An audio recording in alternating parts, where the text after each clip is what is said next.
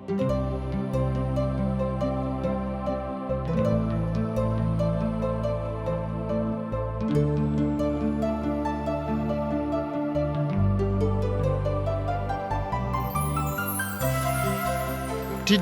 India का प्रस्तुति जिंदगी की राह कार्यक्रम बाइबल की पुस्तकन का क्रम से अध्ययन हवे, जीवना में आपकी मिली कि कैसे पाप से छुटकारा पा सकेनी और सृष्टिकर्ता के जैसन जिंदगी जी सकेनी। ये कार्यक्रम हमके एगो अवसर देला कि हम बाइबल से अपनी जिंदगी से जुड़ल बातन का अध्ययन कर सकी और ई जानी कि हमारी जिंदगी खातिर परमेश्वर का इच्छा बा। कृपा करके देखी सुनी ताकि परमेश्वर आपकी जिंदगी का मार्गदर्शक ठहरस। आज के बाइबल अध्ययन कार्यक्रम में सम्मिलित होके खातिर रुआ शायद तैयार बानी। जैसे कि रुआ जानतानी कि हम गलतियों के पत्री के अंतिम अर्थात 6वां अध्याय के ऊपर विचार विमर्श करे जा रहल बानी, जौना के ना तो हम केहू के साथ बांट सकतानी और ना ओकरा के केहू उठा सकता, और ऊ बोझ ह पाप के। मित्र, त एकरा के केवल हमरे उठावे के बा। जेकर बोझ ह उहे उठाई। कहे के मतलब यहाँ ई बा और एकर दंड भी ओकरे उठावे के बा। जिसे एगो कहावत बा, जे गुड़ खाई उहे कान छेदाई, जे पाप करी उहे ओकर साजा भोगी, साजा पाई। पर हमने के देखने है जा कि केवल एगो जगह बा जहाँ एह पाप के बोझ से छुटकारा मिल सकता, और उह मसीह यीशु के क्रूस। आज से 2000 बरिस पहले मसीह यीशु सब मानव जाति के पाप के लेके क्रूस पर बलिदान हो गइलन, और ए तरी ऊ पाप के छुटकारा के ए बड़ कीमत के अपना कीमती खून के द्वारा चुका देले। ऐसे केवल मसीह यीशु हमनी के पाप के बोझ उठा सकताने। केवल उहे हमनी के पाप के बोझ लेके हमनी के आराम दिहले। ए पाप के बोझ या तो हमनी के ऊपर बा या फिर मसीह यीशु के ऊपर बा। वो दोनों के ऊपर नहीं हो सकत। यदि रुआ मसीह यीशु के आपन मुक्तिदाता ग्रहण करके आपन सब बोझ उनका ऊपर डाल देले बानी, तो ई बोझ मसीह यीशु पर बा और रुआ एकदम आजाद बानी। प्रभु के वचन बतावले कि ऊ तोहनी लोग के पाप के अपना पीठ के पीछे फेंक देले, ऊ ओकरा के गहरा समुद्र में फेंक देले। प्रिय मित्र, केवल मसीह यीशु ही हमें जौन की रउआ दोष के भावना से आजाद कर सकताड़े। रउआ उनका पर भरोसा त करी। हम प्रभु यीशु पर भरोसा कइनी, ऊ हमरा सब पाप के क्षमा प्रदान कइला के साथ साथ हमरा दोष के भावना से भी आजाद कर देले। प्रभु के धन्यवाद होके ए बात के खातिर। रउआ अपना पाप के बोझ प्रभु यीशु मसीह पर डाल सकतानी। रउआ खातिर उनकर खुलम खुला न्योता बा। हे सब मेहनत करे वाला लोग और बोझ से दबाल लोग, हमरा किने आवाजा, हम तोहनी लोग के आराम देव। आज हम गलतियों के पत्री ओकर 6 अध्याय के 6 पद से अपना अध्ययन के शुरू करब। यदि रुआ किने पवित्र शास्त्र बाइबल बा तो रुआ हमरा संगे आपन पवित्र शास्त्र बाइबल निकाल लेनी। हाँ, तो ओहमे देखी गलतियों के पत्री 6 अध्याय के 18 पद एह तरी से बतला रहल बा। सुनी ध्यान से। जौन वचन के शिक्षा पा रहल बने ऊ अपना शिक्षा के सब उत्तम चीज में सांझ बनौले। धोखा मत खा, परमेश्वर ठाठा में ना उड़ावल जाले। काहे कि जवन बोअब उहे कटब। काहे कि जे अपना शरीर के खातिर बोला ऊ शरीर के द्वारा विनाश के कटनी काटी, पर जे पवित्र आत्मा के खातिर बोला उ पवित्र आत्मा के द्वारा अनंत जिंदगी के कटनी काटी। हम भलाई करे में निरुत्साहित ना होकी, काहे कि यदि हम शिथिल ना पड़ी तो उचित समय पर कटनी काटी। ऐसे जहाँ तक अवसर मिले सबके साथ भलाई करी, विशेषकर विश्वासी भाई सबके साथ।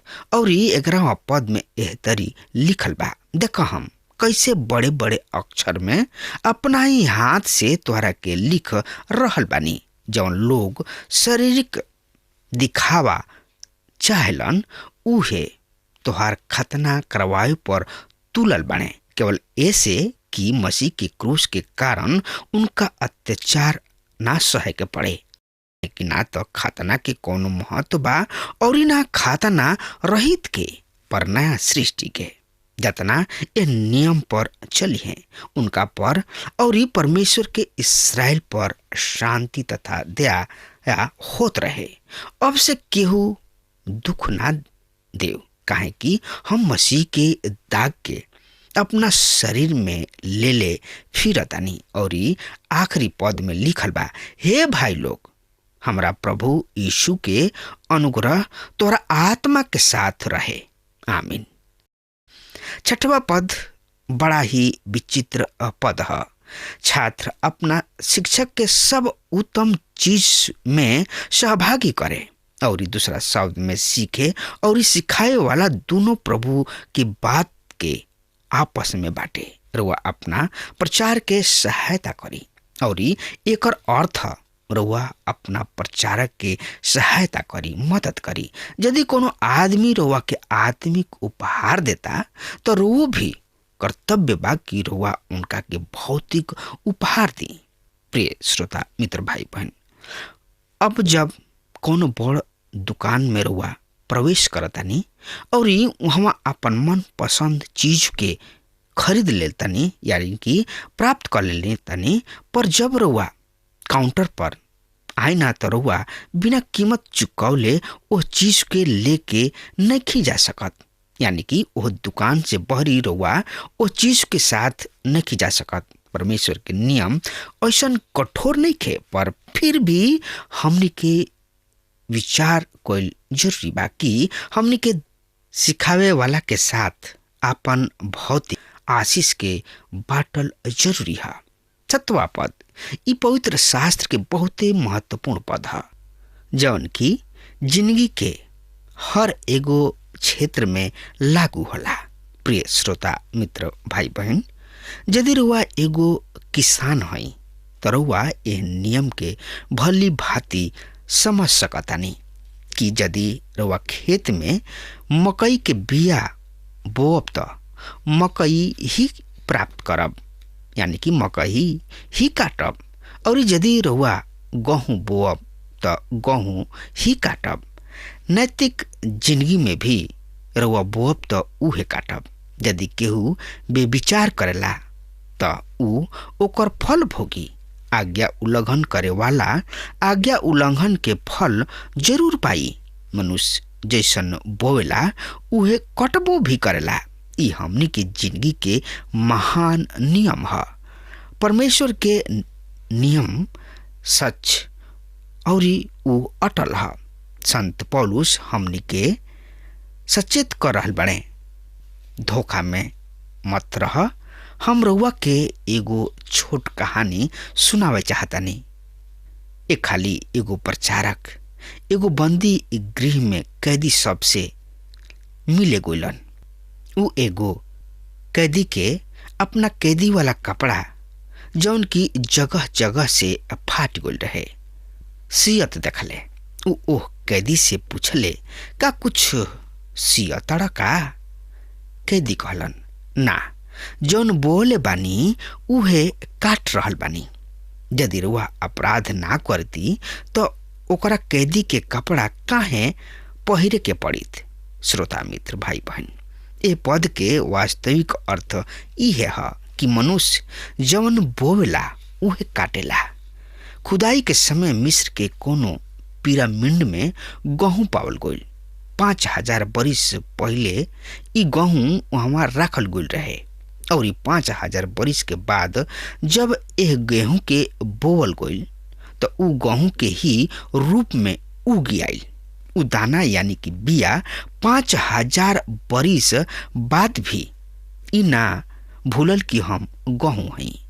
रउआ जौन बोअब उहे काटब। पाप के परिणाम कबहुओ ना बदली। शुरू से अंत तक पाप के मजदूरी ही मृत्यु है, पर हमने के प्रभु यीशु मसीह में अनंत के वरदान है। पवित्र शास्त्र बाइबल में एक और अनेक उदाहरण बा, जैसे उत्पत्ति के किताब ओकर 27 अध्याय से 29 अध्याय में हमने के अयूब के एसाव के बारे में पढ़ के। याकूब अपना पिता इसहाक के धोखा दिहलन तो याकूब के ओकरा मामा के द्वारा धोखा उठावे के पड़ल। राहेल के खातिर 14 बरिस बेगारी में धोखा से लिया से बिया। पहला राजा ओकर 21 अध्याय में हमनी के राजा अहाब तथा उनकर जाति रानी इजाबेल के विषय में पढ़नी हजा, जौन की धोखा से नबोत के दाह के बगीचा के हथिया लिहलस और ओकरा के मरवा भी दिहलस। उनकर विचार रहे कि अब ई दाह के बारी यानी कि ई बगीचा हमार हो गई। पर प्रिय श्रोता मित्र भाई बहन, परमेश्वर एलिय्याह नबी द्वारा उनका के ई संदेश भेज दिहलन, जौना स्थान पर कुत्ता सब नबोत के खून चटलस वही स्थान पर कुत्ता सब ही खून चटी हसा। यहोवा परमेश्वर के इहे वाणी है। ओकरा पश्चात अहाब में युद्ध में घायल हो गलन और ऊ अपना सारथी के आज्ञा दिहलन कि ऊ रथ के युद्ध भूमि से बहरी ले चले। मार्ग में राजा के मृत्यु के पश्चात उनकर रथ समरिया के तालाब में धोल गई तो कुत्ता आके ओकरा खून के चटलन सा। दूसरा उदाहरण राजा दाऊद के है। उ धोखा से हत्या और बेविचार कइलन, ऐसे उनका घर से तलवार और हथियार दूर भइल। तीसर का उदाहरण प्रेरित पौलुस के है। उ स्तफनुस के पत्रवाह करे वाला हथियार के समूह के नेता रहन। उ ओ शेत की मृत्यु से सहमत रहन। गलतिया के नगर में संत पौलुस के भी पत्रवाह कइल गइल और ओकरा के मुअल जान के उहे पर पड़ल छोड़ दियल गइल। रुआ सोचत होखम कि पौलुस त मसीह पर विश्वास ले आइल रहन और उनकर सेवक बन गइल रहन। उनकर त पाप क्षमा होखे के चाही ना मित्र। जौन पाप अपना शरीर में कोइले बानी ओकरा के इस शरीर में भोगे के पड़ी। मनुष्य जैसन बोहेला उहे कटपो भी करेला। रुआ अनार बोअब त रुआ बबुर ना काटब, रुआ बबुर बोअब त बबुरे काटब। 8वां पद में संत पौलुस ऊपर के कथन के स्पष्ट कर रहल बने। अनंत जिंदगी के कटनी से तात्पर्य बा इस जिंदगी में आत्मा के फल तथा आवे वाला जिंदगी में भविष्य के महिमा होखे। इस स्वर्ग में सुरक्षित ओह उत्तर अधिकार के और सक्यंत कर ताणे जवन अविनाशी निष्कलंक और अमीर है। यदि रुआ शरीर के अनुसार जिंदगी बिताई तो रुआ शारीरिक वस्तु सब उत्पन्न करी हैं। एक अर्थ ई ना है कि रुआ अपना उद्धार से वंचित हो जाए, पर रुआ अपना प्रतिफल से जरूर वंचित हो जाए। और अब जब प्रभु के उपस्थिति में होखब तो रुआ लज्जित और दुखी होखब। आगे पद में हमनी के खातिर उत्साह तथा शांति के शब्द है। 9वां पद में संत पौलुस कहता है कि हमनी के भलाई करे के खातिर सदा उत्साहित रही जा। वर्तमान युग में ई कठिन काम है। अनेक भलाई करे के ओर से निराशा जनक व्यवहार राखेलन। अनेक लोगन के धारणा भी बदल गई। उ कहलन, अरे भैया अब भलाई के जमाना ना रहल। परमेश्वर के वचन हमनी से कहेले कि हमनी के भलाई करे में निरुत्साहित मत होखी जा, काहे कि जौन भलाई करे चाहेलन और ना करलन उ पाप करेला। यदि हमनी के भलाई करत रह जा तो अपना समय पर तो अच्छा फल ही प्राप्त कर सकतन जा। मनुष्य जैसन बोला उ कटबो करेला, पर एकरा खातिर प्रतिज्ञा के आवश्यकता बा। बिया बोते ही खेत में फसल खड़ा ना हो जाला, बल्कि बोवे और काटे के समय के बीच लंबा समय होला। यदि हमनी के भलाई करे में लागल बानी जा, ढीला एकरा बारे में पड़ जाइब जा, तो उचित समय पर प्रतिफल पाइब जा। और 10वां पद के अनुसार हमनी के भलाई करे के अवसर के कबहू हाथ से जाए मत दी जा, जैसे कि दुष्ट जन दुष्टता के अवसर के कबहू ना खोएला। मित्र, हमार भाई बहन, जब बुराई करे वाला बुराई नहीं के छोड़ सकत, तो हमनी के भलाई कइल काहे छोड़ दी जा। हमनियो अपना स्वामी खातिर विश्वास जोग रह के चाहिए। हमनी के भला काम के आधार परमेश्वर के अनुग्रह के सुसमाचार होके के चाहिए। हमनी के पवित्र आत्मा के अनुसार चल के भलाई कर सकतन जा। जब हमनी के आत्मा में चली न जा, तो हमनी के जिंदगी में आत्मा के फल उत्पन्न होला। भलाई पवित्र आत्मा के फल है। प्रिय मित्र भाई बहन, रुआ भलाई करी और सबके साथ करी। मित्र, यार, दोस्त, दुश्मन के साथ करी, सबसे प्रेम करी। मित्र, संत पौलुस एकरा ऊपर खास जोर काहे दिहलन? संभवतः संत पौलुस वर्तमान समय के दशा के अपना दुर्दशा के द्वारा समझ सकत हने। मित्र, प्रभु के वचन हमनी से विशेष रूप से बल देके कहतने कि हम विश्वासी भाई के साथ भलाई करी जा। और 11वां से 18 पद में हमनी के संत पौलुस के द्वारा आखिरी चेतावनी तथा शुभ कामना के बारे में देखे के ये अनुच्छेद ऐसे भी महत्वपूर्ण बा, काहे कि एकरा के संत पौलुस खुद अपना हाथ से लिखले। एकरा के हमनी के हाथ से लिखल उपसहार के नाम दे सकतन जा। ये गलतिया के पत्री के आखिरी खंड है और एकरा में हम 3 गो मुख्य हस्तलेख के उल्लेख पाई न जा। सबसे पहले हमनी के संत पौलुस के खुद के हस्तलेख पाई न जा, जैसे कि पद 11 बतावले, जब पौलुस रोमियो के पत्री के लिखले त उनकर उपसहार पौलुस पत्री के लिखे वाला अपना सचिव तिमुथुस के हाथ में छोड़ दिलन। जैसे कि रोमियो के पत्री ओकर 16वां अध्याय के 22वां पद में हमनी के देखी न जा। पर गलतियों के विश्वासी सबके समस्या अधिक गंभीर रहे। उ अनुग्रह के सुसमाचार के व्यवस्था के बंधन में बंधाइल रहन। यद्यपि पौलुस के नजर पर्याप्त सीमा तक आपन ज्योति खो चुकल रहल, फिर भी ओकरा के लिखे बैठ गइलन। ऐसे उ ओकरा के मोटे मोटे अक्षर में लिखत रहे। एकरा से आगे आवे वाला पद में देखनी है जा। मित्र, जब तक हमनी के संसार के बिगड़ल दशा पर विश्वास ले अइला के द्वारा प्राप्त स्वतंत्रता के महत्व के नहीं जा समझ सकत। और पौलुस बतावलन कि मसीही जिंदगी शारीरिक दिखावा ना हो, ये आत्मिक जिंदगी है। और जे आत्मिक जिंदगी बितावेले संसार ओकरा से बैर रखेला।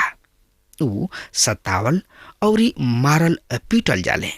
12 और 13 पद के अनुसार अन्य जाति विश्वासी सब पर खतना के खातिर दबाव डाले के द्वारा उ यहूदी शिक्षक उनका के व्यवस्था के अधीन बनावे के प्रशंसा प्राप्त करे चाहत रहन। उ यहूदी धार्मिक अगुआ के आपन काम दिखावे चाहत रहन कि हमनी के ये स्वतंत्रता लोगन के व्यवस्था के अधीन क दी जा, जौन से कि उ उनकर प्रशंसा करे। 14 और 15 पद में संत पौलुस उन्हीं लोग के सामने आपन गवाही प्रस्तुत कर रहल बने। उ बतावत रहे कि कर्म कांड तथा नियम सब के पालन करे के नजर में कोनो महत्व नहीं खे, पर एकर महत्व बा नया सृष्टि से, अर्थात दिल परिवर्तन के, नया जन्म के, परमेश्वर के संतान बने के। काहे कि वास्तविकता तो ई है बा कि जे व्यवस्था के अधीन रह के दावा करेला उ खुद भी व्यवस्था के पालन ना करेला। हमनी के देख रहल बानी जा कि पौलुस तथा संसार के बीच मसीह यीशु के एक क्रूस है और प्रत्येक विश्वासी के एकरे अनुसरण करे के चाहिए। तबे हमनी के नम्रता और दीनता के साथ सुसमाचार के सेवा कर सकतन जा। 16 और 17 पद यानी कि तीसरा का हस्तलेख यूनानी शब्द है स्टिग्माटा। दूसरा कुरिन्थियों ओकर 11वां अध्याय के 23 से 39 पद में उ एह दाग के चर्चा कर चुकल बने। हम 5 हाली 29 और 39 कोड़ा खैनी और 3 हाली बेत से पीटल गोइनी। इ दाग पौलुस के दुख रहे जौन की उस समाचार के समय अपना स्वामी मसीह यीशु के खातिर खैले तथा एकरा के सहले।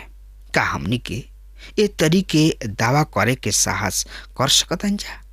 हम संत पौलुस के खातिर परमेश्वर के धन्यवाद करतनी जौन की उ कठोर यातना सह के आपन विश्वास और ए अनुग्रह के सुसमाचार के गवाही दिले और ओकरा के हमरा और रउआ किने पहुंचौले। प्रभु करस कि हम ए सुसमाचार के वहाँ पहुंचा सकी जहाँ प्रभु के सुसमाचार नहीं के पहुंचल, जहाँ अभी तक लोग एह अनुग्रह के सुसमाचार से वंचित बने। अब श्रोता मित्र भाई बहन, हमनियों के चाहिए कि हमने के प्रभु यीशु मसीह के सुसमाचार के पहुंचाई जा जहाँ कि प्रभु यीशु मसीह के सुसमाचार नहीं के पहुंचल।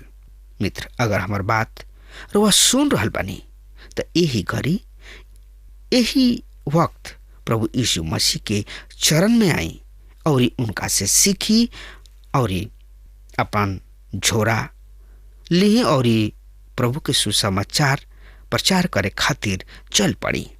यह सुसमाचार प्रचार है।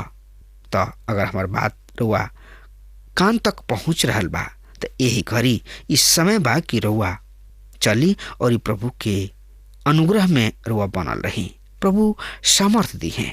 श्रोता मित्र भाई बहन, अब हमार प्रभु यीशु मसीह के अनुग्रह रउआ आत्मा के साथ रहे। आमीन। यही आशीष वचन के साथ गलतियों के पत्री के अध्ययन खत्म होता। अब हमार समय खत्म होता। हमरा के विदा दी। परमेश्वर रउआ के बहुते बहुते आशीष देस। आमीन। हमके विश्वास बा कि ई कार्यक्रम आप सब खातिर फायदेमंद सिद्ध भइल हुई। हम चाहतनी कि आप सब अपन अपन आशीष हमरों से बांटी। अगर आप सबके लगे बाइबल से चाहे आपकी निजी जिंदगी से कोनो सवाल होके चाहे कोनो समस्या खातिर प्रार्थना करावे चाहतनी तो हमारी फोन नंबर पर जरूर संपर्क करें। परमेश्वर आप सबके बहुत आशीष प्रदान करें और आज का दिन आप खातिर सुखद बनावे।